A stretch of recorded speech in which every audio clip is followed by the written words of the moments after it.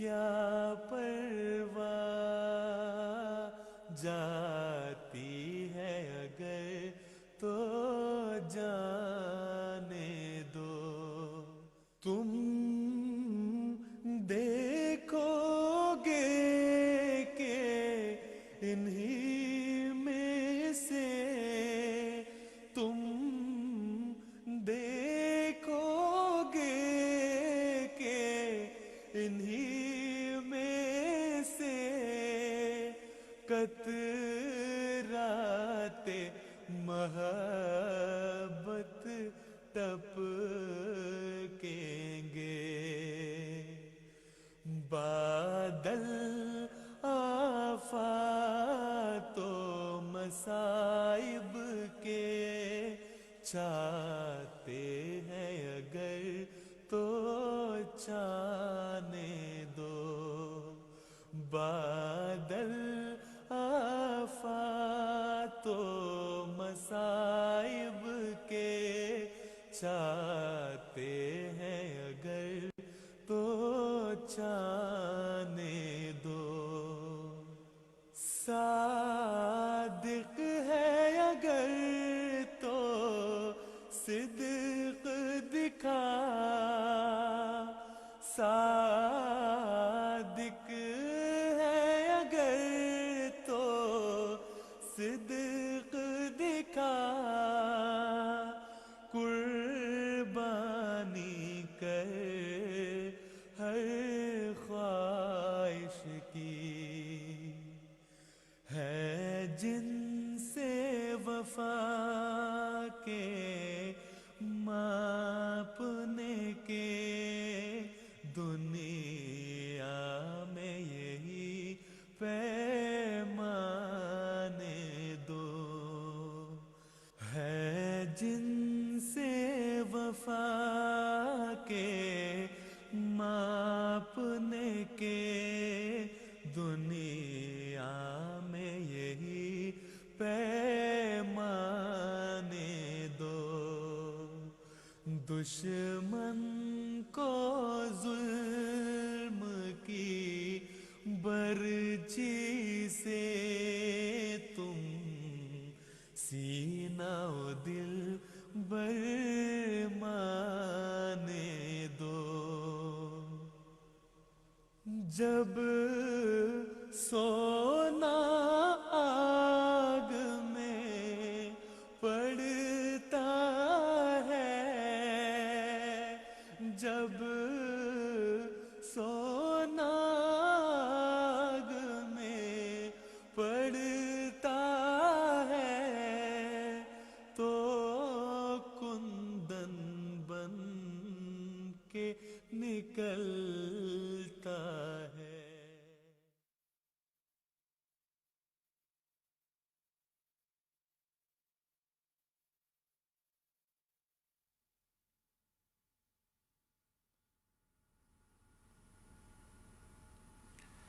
بسم اللہ الرحمن الرحیم. السلام علیکم ورحمۃ اللہ وبرکاتہ. ناظرین، ہم پروگرام جواب آپ بھی دیں کے ساتھ آپ کی خدمت میں حاضر ہیں. خیال ہمارا یہ تھا پچھلے دفعہ جب ہم نے پچھلے ہفتے کچھ سوالات اپنے مخالفین کو پوچھے تو ہمیں اندازہ تو تھا، ہم نے کہہ بھی دیا تھا کہ ان کی طرف سے کوئی جواب کبھی معقول نہ آج تک ملے ہیں نہ ملیں گے. تو خیال یہ تھا کہ ہم آ جائیں گے اور بڑی خوشی اور بڑے جوش کے ساتھ ہم اپنے ناظرین کو یہ بتائیں گے کہ جوابات ہمیشہ کی طرح ہمارے مخالفین ہمیں نہیں دے سکے. لیکن اس کے برعکس ہوا یہ ہے کہ آج ہم کچھ رنج، کچھ افسوس کے ساتھ آپ کی خدمت میں حاضر ہوئے ہیں. اس لیے نہیں کہ کوئی جواب انہوں نے بڑے معقول دے دیے، نہ ایسا کبھی ہوا، نہ اس دفعہ ہو سکا، لیکن اس لیے کہ یہ سوچ کے، یہ دیکھ کے بڑا دکھ اور بڑا رنج اور بڑی تکلیف ہوتی ہے کہ ہم جو قوم ہے، جو پاکستان کے عوام ہیں، وہ ایسے مولویوں کے پیچھے چلے ہوئے ہیں جن کی بات کے اندر کوئی منطق نہیں ہے. خاص طور پہ جب جماعت احمدیہ کی مخالفت کی بات آتی ہے، ان کے پاس کوئی معقول جواز نہیں ہے دینے کے لیے، بتانے کے لیے، جس سے جو ہے وہ کہہ سکیں کہ بھئی یہ ہمارا اس کے اوپر منطقی جو آرگیومنٹ ہے وہ یہ ہے. تو ایسے لوگ جو، اور ابھی بھی جو جوابات آئے اس سے بھی یہی ثابت ہوا کہ ہمیں جو جوابی کارروائی کہنا چاہیے، جوابات سے زیادہ اس میں ہوا یہ کہ اس میں گالیاں بھی آئیں، دھمکیاں بھی طرح طرح کی آئیں، اور استہزاء ملا، تمسخر ملا، نہیں ملا تو معقول جواب نہیں ملا۔ مثلا بعض جگہوں پہ ایک تو یہ کہ ہمیں آفیشیلی جو ہم نے رابطے کی تفصیلات بتائی تھیں اس پہ ہم سے رابطہ بہت کم لوگوں نے کیا۔ احمدی احباب ہمیں ویڈیوز کچھ بھیجتے رہے، دکھاتے رہے کہ دیکھیں فلاں جگہ پہ کسی نے یہ کہا ہے یا فلاں جگہ پہ کسی نے یہ بات کر دی ہے۔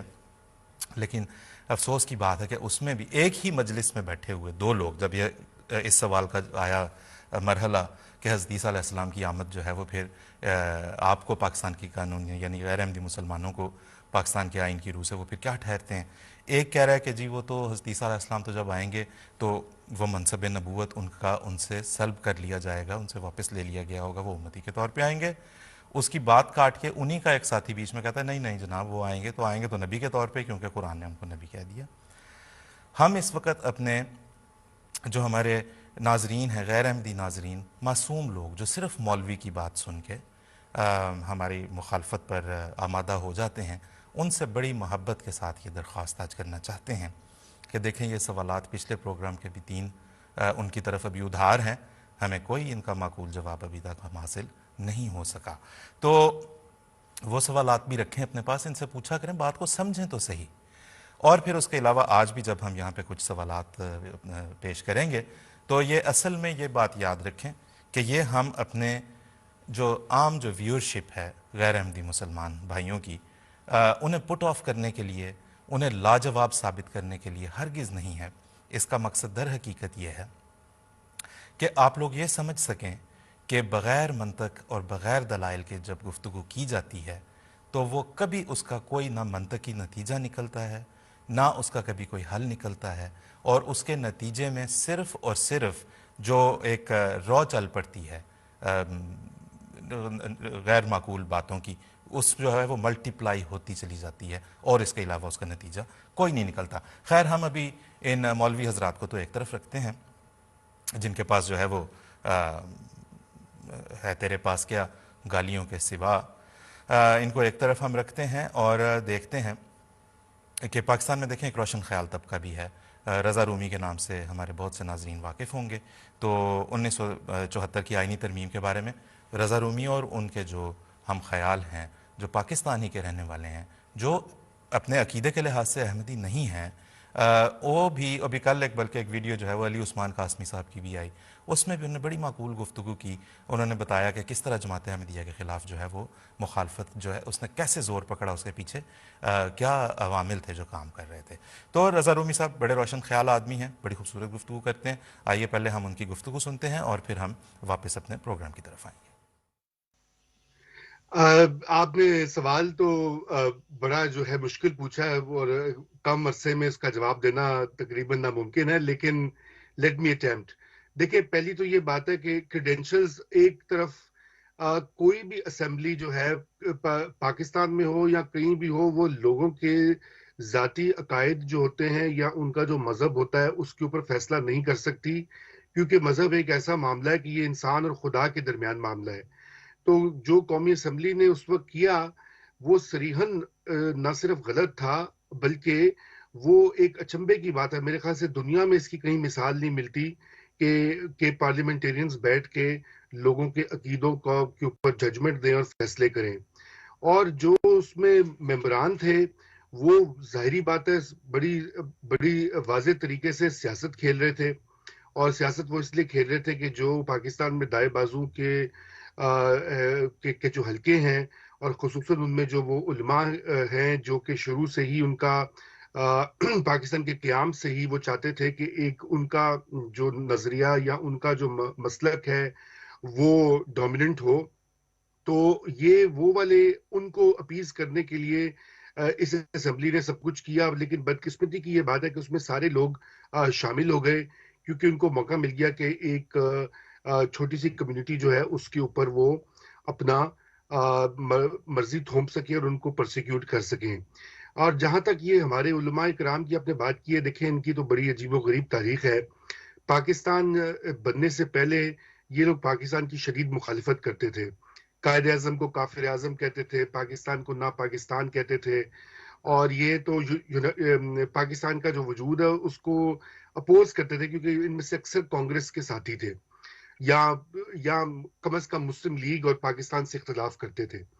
اور پاکستان بننے کے بعد آہستہ آہستہ انہوں نے اپنی جگہ گھڑی بنائی، لوگوں کو موبلائز کیا، بلیک میل بھی کیا، مظاہرے بھی کیے، اور پھر آپ نے دیکھا کہ الٹیمیٹلی 70s میں بھٹو صاحب جیسے سو کالڈ لبرل اور سیکولر آدمی کو جو ہے ان کی نہ صرف ان کو خوش کرنے کے لیے، بلکہ ان کا یہ خیال تھا کہ ان کے اقتدار کو دوام مل جائے گا کہ جب وہ دائیں بازو کے جو حلقے ہیں ان کو بھی اپنا اسیر بنا لیں گے.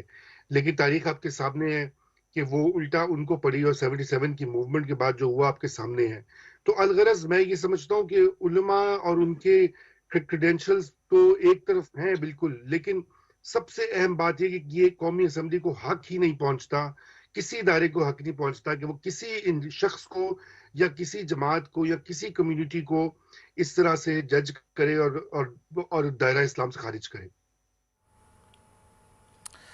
رضا رومی صاحب، ناظرین آپ نے رضا رومی صاحب کی گفتگو بھی سنی ہے.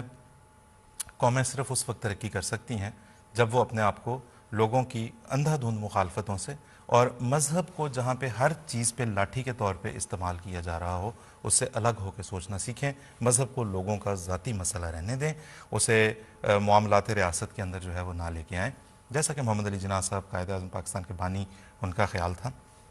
اچھا، اب آگے چلنے سے پہلے میں نے مومن زاہد صاحب کے پاس خدمت میں ایک سوال پوچھنا. ناظرین سے میں نے یہ درخواست کرنی ہے، کیونکہ ہوا یہ کہ پچھلی دفعہ جو بہت سارے جوابات کچھ دیے گئے ان میں ایک یہ بھی کہا گیا کہ جو انہوں نے دکھائی نا 74 کی کارروائی کا جو صفحہ دکھایا اور 53 کا جو حوالہ دیا وہ سب انہوں نے خود بنائے ہوئے ہیں، اس طرح کا کوئی چیز ایگزسٹ نہیں کرتی، فوٹو شاپ میں تیار کیے گئے تھے. تو ہمارے غیر از جماعت احباب گوگل میں 1953 منیر انکوائری رپورٹ کو سرچ کر لیں، آپ کو اس کا پورا پی ڈی ایف مل جائے گا.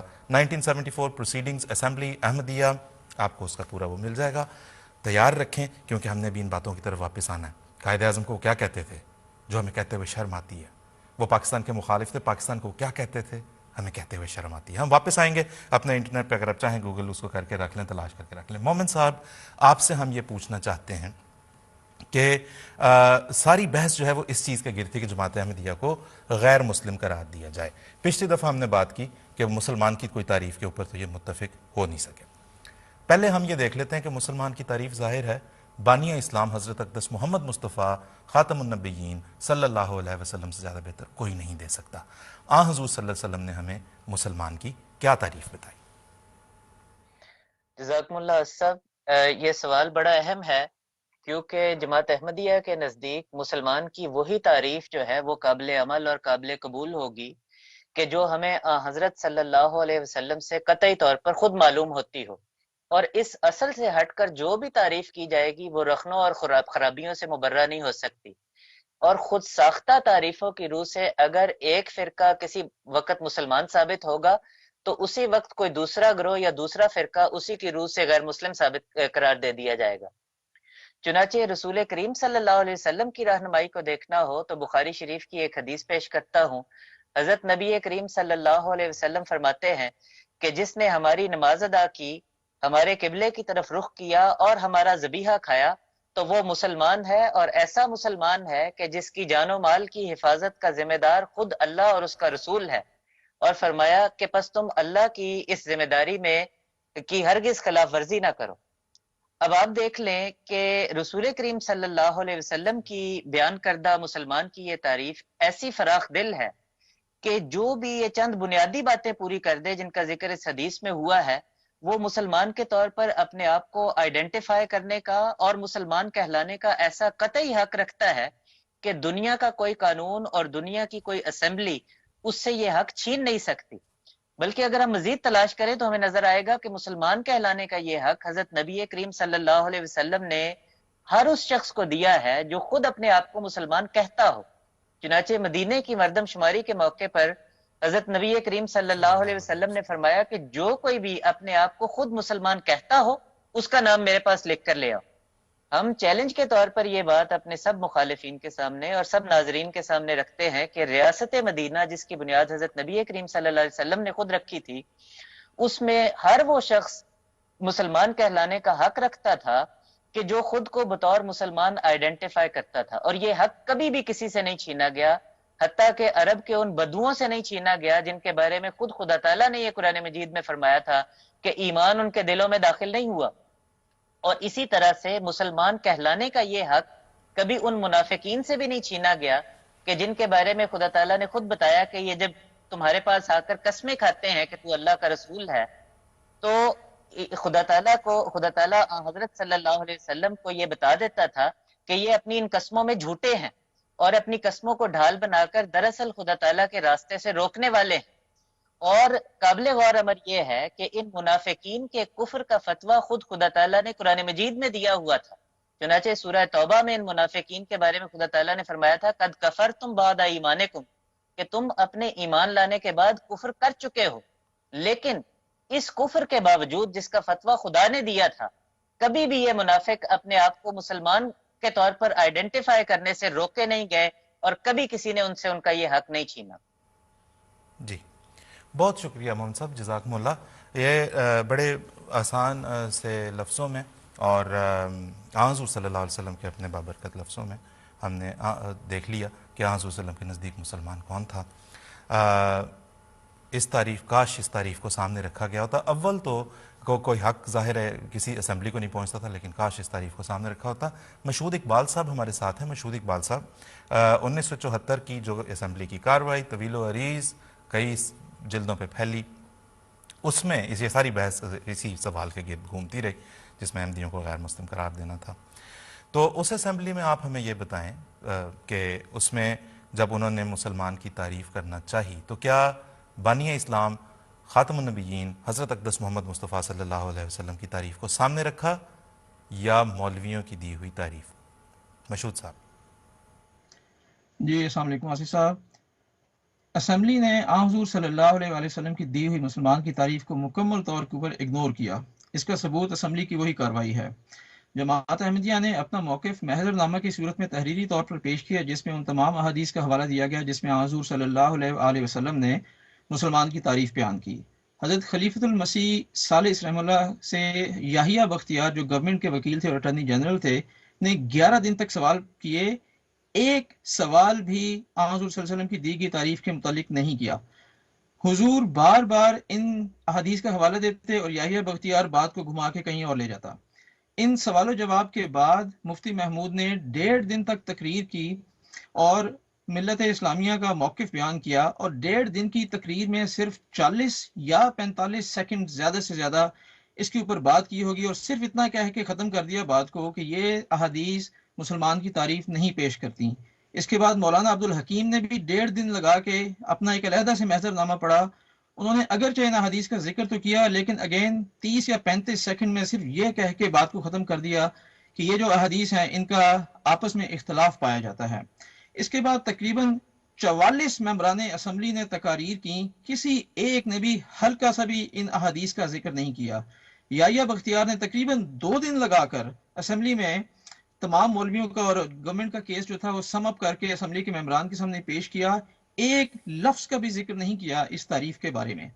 اور پھر آخر میں یہ بتاتا چلوں کہ اسمبلی کے اندر ماحول اتنا غیر سنجیدہ تھا کہ جب مفتی محمود اور مولانا عبدالحکیم تقریر کر رہے تھے تو اس کے بعد جو اسپیکر قومی اسمبلی تھے صاحبزادہ فاروق علی، انہوں نے مولانا حکیم کو بتایا کہ آپ کی ساری تقریر میں یہ ممبران پیچھے ہنستے رہے اور شرارتیں کرتے رہے تھے۔ اسی طرح سے جب سیاسی ممبران اسمبلی نے تقاریر کی تو مولویوں نے بھی کوئی ادھار نہیں رکھا، وہ بھی کوئی اسمبلی میں آ رہا ہے کوئی جا رہا ہے، ایک دوسرے کی بات تو سن رہے نہیں تھے کسی کی۔ تو آپ کے سوال کا مختصر جواب یہ ہے کہ حضور صلی اللہ علیہ وآلہ وسلم کی اس دی گئی تعریف کو کنسیڈر کرنا یا اس کے مطابق فیصلہ کرنا تو بڑی دور کی بات، وہ تو اس کے قریب بھی نہیں آئے۔ بہت شکریہ مشہود صاحب، جزاکم اللہ۔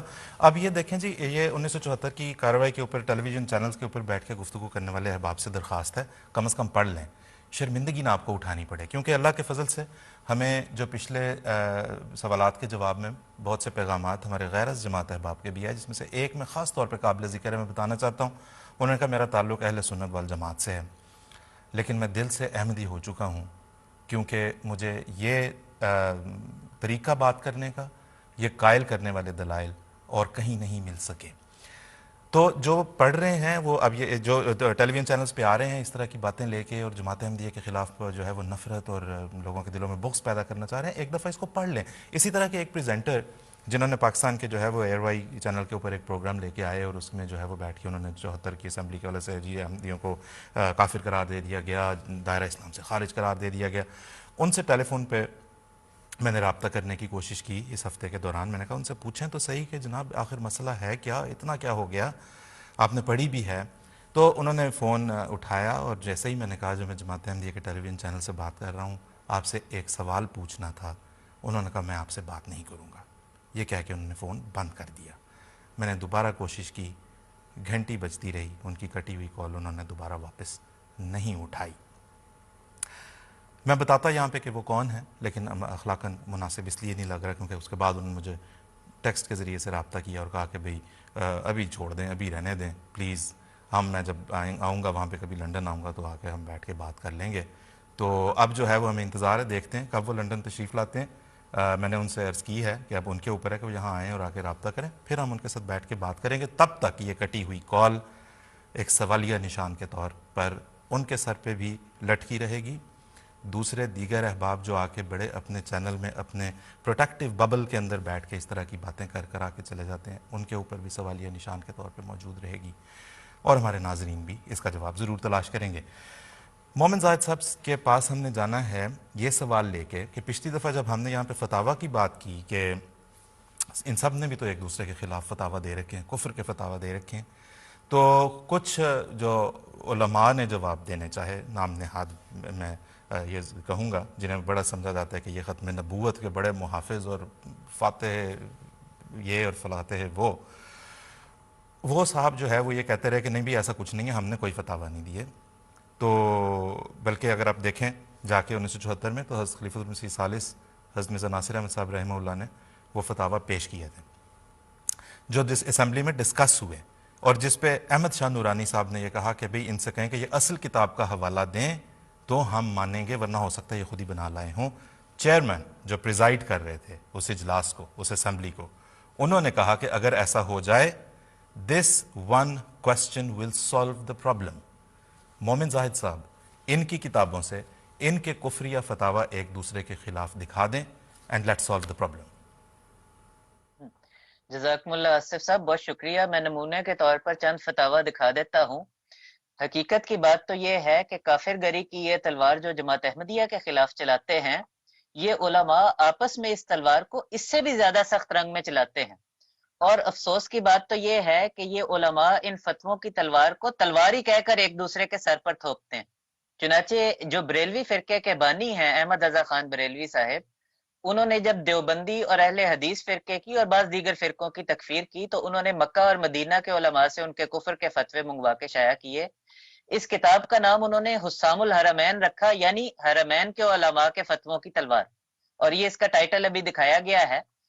اس کتاب کا جواب جو دیوبندی علماء نے شائع کیا تو انہوں نے المحند علی المفند کے نام سے کتاب شائع کی. یعنی اگر میں ترجمہ کروں تو مطلب یہ بنے گا کہ بک بک کرنے والے جھوٹے شخص، یعنی ان کی مراد احمد رضا خان بریلوی صاحب تھے، ان کے خلاف ہندوستانی لوہے کی تلوار. اور اس کتاب محند میں انہوں نے اپنے عقائد کی وضاحت کی. لیکن دلچسپ بات یہ ہے کہ اس وضاحت کو احمد رضا خان بریلوی صاحب نے مکمل طور پر رد کیا اور اصرار کے ساتھ تمام عمر ان کی تکفیر کے فتوے دیتے رہے، ان کو کافر قرار دیتے رہے. اب اگر میں کچھ فتاویٰ دکھا بھی دوں تو احمد رضا خان بریلوی صاحب کے فتووں کا مجموعہ فتاویٰ رضویہ کے نام سے شائع ہوتا ہے. اس کی 14ویں جلد اگر آپ دیکھیں تو وہ ایسے کفر کے فتووں سے بھری ہوئی ہے.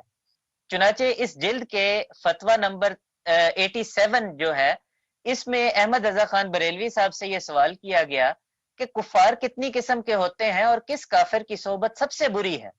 تو جواب میں انہوں نے لکھا کہ کفر کی تو کئی اقسام ہیں، لیکن ان سب اقسام میں سے سب سے بری قسم جو ہے وہ مرتد منافق ہے، جو اپنے آپ کو مسلمان کہتا ہے لیکن ضروریات دین کا منکر ہو جاتا ہے.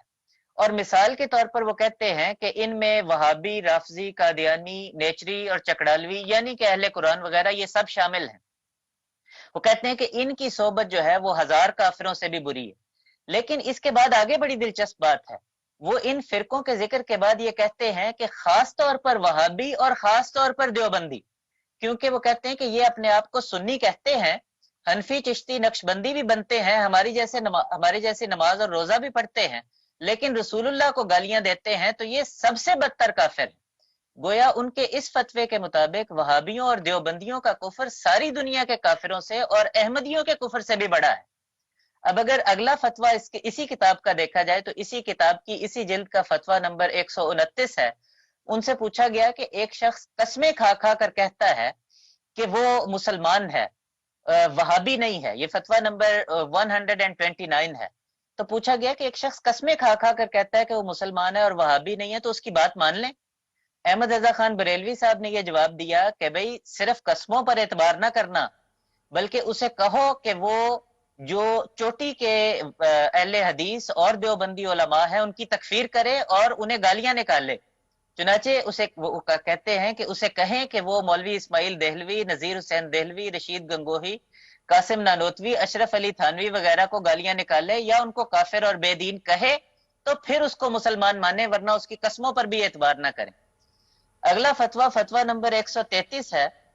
پوچھا گیا کہ اگر کوئی سنی جو ہے وہ کسی وہابی یا اہل حدیث کے پیچھے نماز پڑھ لے اور یہ کہے کہ علماء کے آپس کے جھگڑے ہیں، بھئی انہیں اس کی وجہ سے برا نہیں کہنا چاہیے، وہ سب مسلمان ہیں، سب کے پیچھے نماز ہو جاتی ہے، تو کیا ایسا سنی رہے گا؟ تو اس کا وہ جواب دیتے ہیں، وہ کہتے ہیں کہ جو شخص وہابی کو وہابی جانتے ہوئے بھی اسے کافر نہیں کہتا، وہ سنی تو کیا وہ مسلمان بھی نہیں ہو سکتا، وہ کافر و مرتد محض ہے۔ یعنی گویا یہ فتوے ہیں ان کے، میں نے صرف نمونے کے طور پر پیش کیے، ورنہ تو ایسے فتوے بھی ہیں کہ جن میں یہ بھی کہا ہے کہ اگر انہی فرقوں کے جن کا ذکر انہوں نے حسام الحرمین میں کیا تھا، ان کے کسی کافر کو اگر بدن چھو جائے تو وضو ٹوٹ جائے گا، اور بھی بے شمار چیزیں ہیں، میں ان کو چھوڑتا ہوں۔ نمونے کے طور پر میں دیوبندی فرقے کے ایک عالم جو کہ مولوی رشید احمد گنگوہی صاحب ہیں، ان کا فتویٰ دکھاتا ہوں، جو احمد رضا خان بریلوی صاحب کے عقائد کے بارے میں ان سے پوچھا گیا تھا۔ تو ان سے پوچھا گیا کہ احمد رضا خان بریلوی صاحب کے یہ عقائد ہیں، فتاوی رشیدیہ ہے یہ، تو کیا ان کے پیچھے نماز ہو سکتی ہے؟ تو انہوں نے یہ جواب دیا کہ جو شخص یہ عقائد رکھے وہ بے شک کافر ہے، اور اس کی امامت اور اس سے میل جول محبت سب حرام ہے، اور یہ سکین جو ہے یہ فتاوی رشیدیہ سے لیا گیا ہے۔ تو میں نے عرض کیا یہ صرف چند نمونے ہیں جو دکھائے ہیں، ورنہ اس سے بھی زیادہ سخت فتاوی دکھائے جا سکتے ہیں۔ جی بہت بہت شکریہ محمد صاحب، جزاک اللہ۔ میرا خیال ہے یہ نمونہ کافی ہوگا۔ دیکھیں کتنے نفرت انگیز ان کے فتاوی ہیں، اور ان کے فتاوی پہ اگر گئے، ان مولوی حضرات کے فتاوی پہ جنہوں نے جماعت احمدیہ کو دائرہ اسلام سے گویا خارج قرار دیا ہوا ہے، تو یقین کریں کوئی بھی مسلمان نہیں رہے گا اگر ان مولویوں کے فیصلے پہ جانا ہے۔ محمد صاحب نے بھی بڑی اچھی سلیکشن اس میں سے، اچھی ان دا سینس کہ جو آپ کو ایک آئیڈیا دے سکے، ورنہ تو ان فتاوی میں کچھ بھی اچھا نہیں ہے۔ سلیکشن بڑی اچھی تھی، نمونتاً دکھایا۔ بہت سارے فتاوی محضر نامے میں جو کہ جماعت احمدیہ کا تفصیلی تحریری موقف تھا، جو 1974 کی اسمبلی کے پاس کی خدمت میں پیش کیا گیا کہ جی یہ ہمارا جوابات ہیں، یہ ہمارے عقائد ہیں، اس کے ضمیمے کے طور پہ حضرت خلیفۃ المسیح الثالث نے یہ تمام فتاوی اکٹھے کر کے ان کو پیش کیے تھے۔ یہ محضر نامہ شائع نہیں کیا گیا جب 74 کی اسمبلی کی کارروائی جب منظر عام پہ آئی تھی، محضر نامہ بھی ساتھ شائع ہونا چاہیے تھا، لیکن کچھ بھی بگڑا نہیں۔ آپ جہاں آن لائن جا کے 74 کی اسمبلی کی کارروائی دیکھ سکتے ہیں، محضر نامہ سرچ کر لیں، انگریزی میں لکھ لیں، اردو میں لکھ لیں، اہل اسلام کی ویب سائٹ پہ جا کے دیکھ لیں، آپ کو یہ تفاصیل وہاں پہ مل جائیں گی۔ اور یہ تکفیر بازی ان کی آپس کی تو آج بھی ختم نہیں ہوئی۔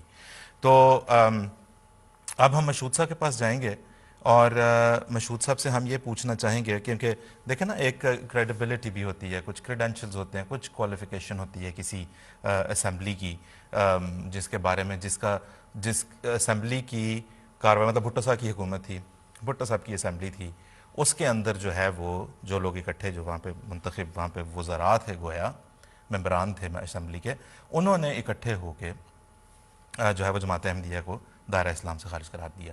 جو جماعت احمدیہ کی مخالفت پہ اٹھتا ہے وہ پیپلز پارٹی کو یا ان کی حکومت جو اس وقت تھی جو بھی سمجھتا ہو، جو بھی کہتا ہو، بھٹو صاحب کو جو بھی سمجھتا ہو، اس 74 کی کارروائی کو چوم کے آنکھوں سے لگاتے نہیں تھکتے۔ آپ ہمیں یہ بتائیں کہ جب یہ بھٹو صاحب کی حکومت کو برطرف کیا، ٹاپل کیا ضیاء الحق نے، تو اس کے بعد انہوں نے ایک وائٹ پیپر شائع کیا تھا، کرتاس ابیض، جس میں بھٹو صاحب کی اس حکومت کو ہر لحاظ سے نااہل ثابت کیا تھا۔ اس میں جو الفاظ ہیں وہ بھی بڑے سخت، بڑے کرخت اور بڑے کسی شریفانہ مجلس کا نہیں. مشہود صاحب اس کا ذرا ایک آئیڈیا بس ہمارے ویورز کو دیں. جی شکریہ آصف صاحب. یہ 4 والیومز کے اوپر کافی ضخیم وائٹ پیپر تھا، اور اس کے اوپر بھٹو صاحب کی حکومت کی تقریباً ہر ایکٹیویٹی کے اوپر تنقید کی گئی تھی. جہاں تک سیاسی ممبران اسمبلی کا تعلق ہے، ان کے بارے میں کہا گیا تھا کہ یہ لوگ چور، ڈاکو، زانی، رسا گیر، ان کے اوپر عدالتوں کے اندر قتل کے مقدمات موجود ہیں، ڈکیتی کے مقدمات موجود ہیں. اور پھر اسی طرح سے بتایا گیا کہ یہ رقص و سرور کی محفلوں کے دلدادہ ہیں. اب یہاں سے آگے وہ باتیں شروع ہو جاتی ہیں کہ جو کم سے کم اس پروگرام کے تقدس کو ملحوظ خاطر رکھتے ہوئے میں بیان نہیں کر سکتا. اگر سیاسی، معاشی، معاشرتی، دینی کوئی ایسا ٹاپک نہیں کہ جس کے اوپر اس وائٹ پیپر میں بھٹو صاحب کی گورنمنٹ کو نشانہ نہ بنایا گیا ہو. اچھا، اور ساتھ ہی ساتھ جہاں تک مذہب کی بات ہے کہ مذہب کے بارے میں بھی جو یہ اقدامات بھٹو صاحب نے کیے، بظاہر تو ضیاء صاحب کو وہ بھی پسند نہیں آئے، اور انہوں نے کہا کہ جی ہم اب سے یعنی کہ 1980 سے جو ہے پاکستان میں اسلام کی روح سے حکومت کے جتنے بھی معاملات ہیں اس کو حل کریں گے، نئے قوانین لے کر آئیں گے جو کہ قرآن اور سنت کی روشنی کے اندر بنائے جائیں گے. یعنی اس کا مطلب یہ تھا کہ پہلے جو کچھ بھی ہوتا رہا وہ قرآن اور سنت کے مطابق نہیں تھا. بہرحال یہ بڑی لمبی ضخیم رپورٹ ہے، یہ بڑا مختصر سے میں نے اس کا آئیڈیا دیا ہے. میں ایک آخری بات بتاتا چلوں کہ اسمبلی کی تمام کارروائی میں اتنی لمبی تقریریں ہوئیں، بڑی تقریباً 3000 سے زیادہ پیجز کی کارروائی ہے. ایک بات جو میں نے پڑھی اور جس کو میں بھلانا میرے لیے مشکل ہے وہ یہ ہے کہ رانا محمد حنیف جو کہ بھٹو صاحب کے ممبر اسمبلی تھے، ان کی ٹکٹ پہ جیتے تھے، انہوں نے کہا کہ جس شخص نے بھی آج تک ختم نبوت کے ایشو کو اپنے سیاسی عروج کے لیے استعمال کیا وہ ذلیل ہوا، اور آئندہ بھی جو استعمال کرے گا وہ ذلیل ہوگا. بھٹو صاحب کے خلاف یہی مولوی انہوں نے نظام مصطفیٰ کی تحریک چلائی، ان کی گورنمنٹ کو ختم کروایا، ان کے خلاف قتل کا مقدمہ بنوایا. عدالت نے بھٹو صاحب کو کہا کہ یہ نام نہاد مسلمان ہیں، اور پھر ان کو پھانسی دی گئی. یہ حشر ہوا اس اسمبلی کا. جی جزاک اللہ. بہت شکریہ مشہود صاحب. اب ہم اپنے پروگرام کے بالکل اختتامی حصے پہ ہیں جہاں پہ ہم نے کچھ سوالات آپ کے پیش کرنے، لیکن جو پچھلے ہفتے کے سوالات تھے ان پہ کچھ بات کرنا بھی ضروری ہے. جو ہمیں پچھلے دفعہ ہم نے جو 3 سوالات دیے اس کے جواب میں میں نے جس طرح عرض کی آفیشیلی ہمارے ای میل ایڈریس پہ جو اس وقت بھی آپ کو نظر آ رہا ہوگا یا نظر آنا چاہیے، یا دوسرے کسی بھی سوشل میڈیا، ہمیں معقول طور پہ اکا دکا ای میلز کے علاوہ وہ بھی ادھر ادھر کی زیادہ تر باتیں تھیں. مثلا پہلے سوال کا جواب اگر یہ ہے کہ ہمیں حضور صلی اللہ علیہ وسلم سے بے حد محبت اور ہم جان بھی قربان کرنے کو تیار ہیں، تو جناب بالکل ایگریڈ، ہمارا بھی ایسا ہی، حضور صلی اللہ علیہ وسلم کے لیے ہم بھی اپنی جانیں قربان کرنے کے لیے تیار ہیں. تو خیر اس میں ایک بات یہ سامنے ہے، انہوں نے کہا جی 1953، ایک مولانا صاحب نے یہ کہہ دیا کہ 1953 کے حوالے سے جو منیر انکوائری رپورٹ کے حوالے سے یہ بات کی گئی کہ مسلمان علماء جو وہاں پہ آئے تھے وہ مسلمان کی کوئی تعریف پیش نہیں کر سکے. پہلے انہوں نے کہا کہ ایسی کوئی بات نہیں ہوئی، علماء تعریفیں پیش کرتے رہے، لیکن چونکہ بعض ان کی جزیات پہ متفق نہیں ہو سکتے تھے تو انہوں نے جسٹس منیر صاحب جو پاکستان کی عدلیہ کے موقر ترین لوگوں میں سے، موقر ترین ناموں میں سے ایک نام ہے، ان کے بارے میں کہا کہ انہوں نے یہ بات جو لکھی یہ ان کے اپنے دماغ کا فطور تھا. ہم دیکھیں کنٹمپٹ آف کورٹ یہ وہ، ہم نے تو اس چیز کا کوئی شوق نہیں ہے. ہاں یہ آپ احمدیوں کے ساتھ کرتے ہیں کہ ہم کوئی بھی بات کریں تو ہر طرح کی گستاخی اس پہ ثابت کرتے ہیں. پاکستان کی عدلیہ کا ایک آفیشیل ڈاکیومنٹ ہے جس کے بارے میں انہوں نے یہ کہہ دیا کہ یہ آفیشیل ڈاکیومنٹ ہے. ہم ابھی آپ کو دکھاتے بھی ہیں اسکرین کے اوپر، آپ دیکھ رہے ہیں، اس کے اوپر حکومت پنجاب کا آفیشیل لوگو ہے، سرکاری طور پہ شائع شدہ رپورٹ ہے. اس کے بارے میں آپ نے جو کچھ بھی کہنا ہو آئندہ مولانا صاحب آپ بھی، دیگر احباب بھی ذرا سوچ سمجھ کے کہیے گا. ابھی پھر اس کے بعد جو ہے وہ کسی نے ایک یہ بھی کہا کہ جی 1974 کا جو انہوں نے دکھایا وہ بھی انہوں نے فوٹو شاپ کیا ہوا تھا.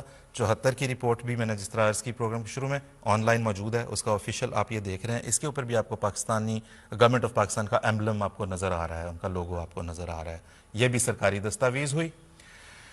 تو اسی طرح کرتاس ابیض جو ضیاء صاحب نے بھٹو صاحب کی حکومت کو نااہل ثابت کرنے کے لیے شائع کیا، وہ بھی آپ کی ہم یہاں پہ اسکرین پہ دکھا دیتے ہیں آپ کو. اس کے اوپر بھی آپ کو حکومت پاکستان کا ایمبلم نظر آ رہا ہے. آپ اس کو نہ مانیں جس نے یکسر اس رجیم کو نااہل قرار دے دیا جس نے جماعت احمدیہ کے خلاف فتویٰ دیا تھا. آپ اس کو نہیں مانیں گے، آپ جسٹس منیر کی رپورٹ اور کیانی صاحب کی رپورٹ کو نہیں مانیں گے، آپ کہیں گے نہیں 74 کی اسمبلی پہ، دیکھیں تینوں کا سورس ایک ہے۔ اگر 74 کی کارروائی اس لیے آپ کے لیے مقدس ہوگی کہ یہ حکومت پاکستان کی ایک دستاویز ہے، یہ بھی ہم نے آپ کو دکھا دی، یہ دونوں بھی حکومت پاکستان کی آفیشیل دستاویزات میں شامل ہیں، آن لائن سرچ کر لیں، دیکھ لیں جا کے۔ تو اس لیے یہ جو ہے وہ بات اس سے کچھ بنی نہیں، تو اس لیے جو ہے وہ یہ آپ جب آن لائن جا کے آپ یہ مواد دیکھیں گے اور پڑھیں گے تو آپ کو اندازہ ہوگا کہ ہم یہاں پہ جو بات کر رہے ہیں وہ درست ہے، جو باتیں فیڈ کی جاتی ہیں غلط سلط وہ غلط ہیں۔ تو آج بھی ناظرین ہم آپ کی خدمت میں اپنے ہمارے جو غیر احمدی مسلمان بھائی ہیں بڑی محبت سے ان کی خدمت میں ہم 2 سوالات صرف پیش کرنا چاہتے ہیں۔ انہیں علماؤں اپنے جو علماء ہیں ان کے پاس لے کے جائیں، جو پیر فقیر ہیں جو ہمارے خلاف نفرت انگیز باتیں کرتے ہیں ان کے پاس لے کے جائیں اور ان سے اس کا حل چاہیں۔ نوٹ فرمائیں، پہلا سوال آپ کی اسکرین پہ اس وقت آپ کو نظر آ رہا ہوگا، جو یہ ہے کہ جو علماء 1974 کی اسمبلی میں بیٹھے تھے وہ یا ان کے بزرگ، احراری بزرگ جو جماعت احمدیہ کے خلاف ہمیشہ سے کمر بستہ رہے، جناح صاحب کو قائد اعظم کی بجائے کافر اعظم قرار دے چکے ہوئے تھے۔ رضا رومی کی بات میں بھی سنا، آپ مظہر علی اظہر نے کا جو ایک شعر ہے ایک جو انہوں نے لکھا، میں دہراتا نہیں ہوں لیکن واضح طور پہ قائد اعظم کو کافر اعظم کہا، اقرار کیا، بڑے فخر سے اسے قبول کیا۔ تو اور پاکستان کے بارے میں بھی جس طرح رضا رومی نے بتایا 1953 کی رپورٹ میں بھی وہ ہے پاکستان کو جو ہے جن ناموں سے یہ پکارتے رہے وہ کا کرا دے۔ اگر آپ کو ان علماء کا فتویٰ ہمارے خلاف قبول ہے، جو کہ ہے ابھی تک اگر ہم سرکاری سطح پہ دیکھیں اور عامت الناس میں بھی اسی طرح سے دیکھا جاتا ہے، تو ان علماء کا فتویٰ اگر ہمارے خلاف قابل قبول ہے تو کیا آپ محمد علی جناح صاحب بانی پاکستان، جن کے نام کے ساتھ آپ سب پاکستانی ہم رحمت اللہ علیہ بھی کہتے ہیں، کیا آپ وہ اس فتوے کی روح سے آپ انہیں کیا ٹھہرائیں گے؟ سیدھا سا سمپل سا سوال۔ دوسرا سوال آپ کی اسکرین پہ آ جائے گا، ابھی اسے بھی نوٹ فرما لیں کہ ابھی نمونتاً محمد صاحب نے بہت سارے فتاویٰ آپ کو پیش کی، جا کے دیکھ لیں، یہ کتابیں آپ کو ملیں گی۔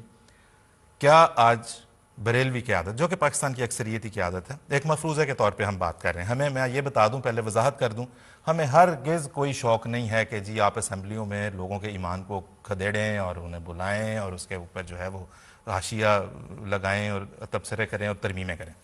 مفروضہ کیا آج پاکستان کی بریلوی کی عادت، جو کہ اکثریت میں ہے بریلوی حضرات پاکستان میں، ہمیں یہ بتانا چاہے گی کہ ان کا فتویٰ آج بھی دیوبندیوں اور اہل حدیث کے دائرہ اسلام سے خارج ہونے کا قائم ہے یا نہیں؟